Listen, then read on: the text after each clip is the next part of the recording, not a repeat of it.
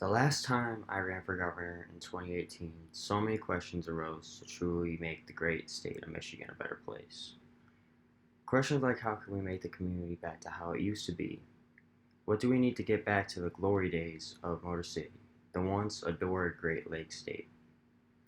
Sure enough, I stayed up day and night trying to think of the answers to these questions because being born and raised in this state, I know we could do so much better.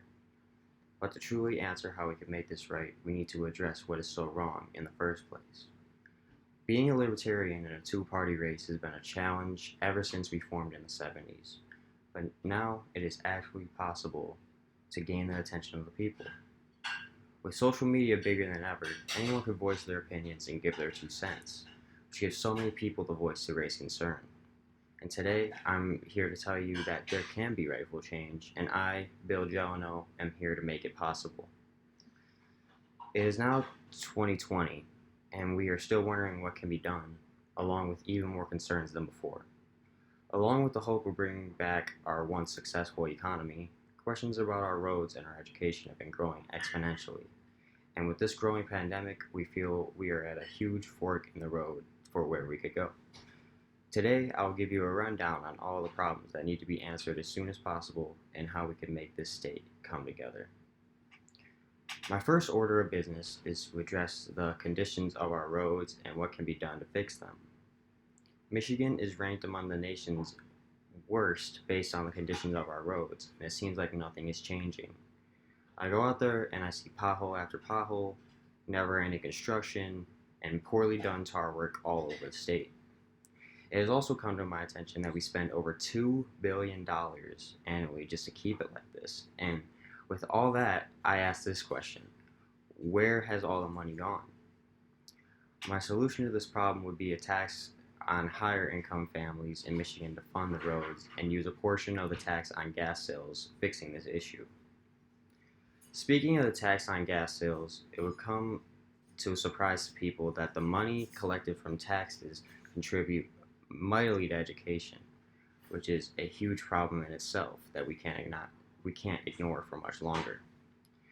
The state of Michigan is dead last in the country in school funding growth over the past 25 years. And for 13 years straight, we ranked last in performance growth from 2003 to 2015.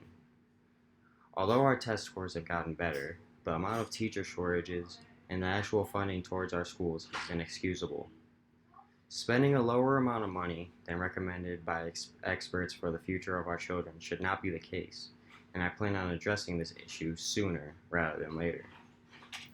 For both the roads and the education to be fixed, however, there needs to be a solution that would benefit both sides equally, or we will see an unfortunate decline on one of the sides.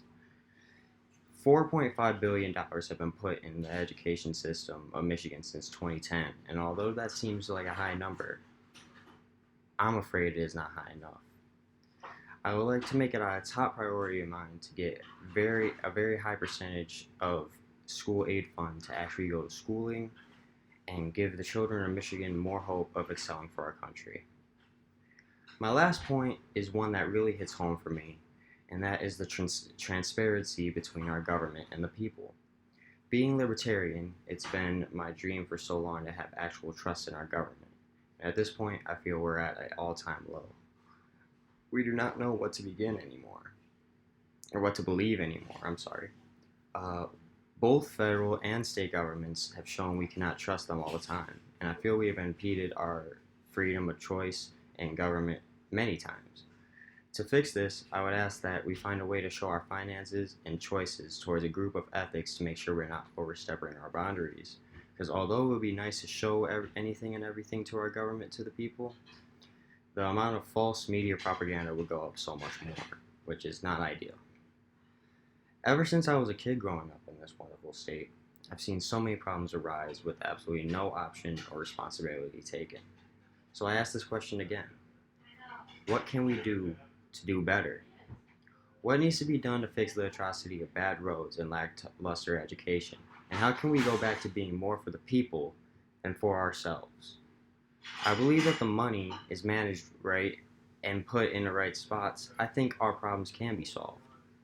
But with your help and your patience, I think we can make the state of Michigan so much better. But we just need a little bit of that one word, change.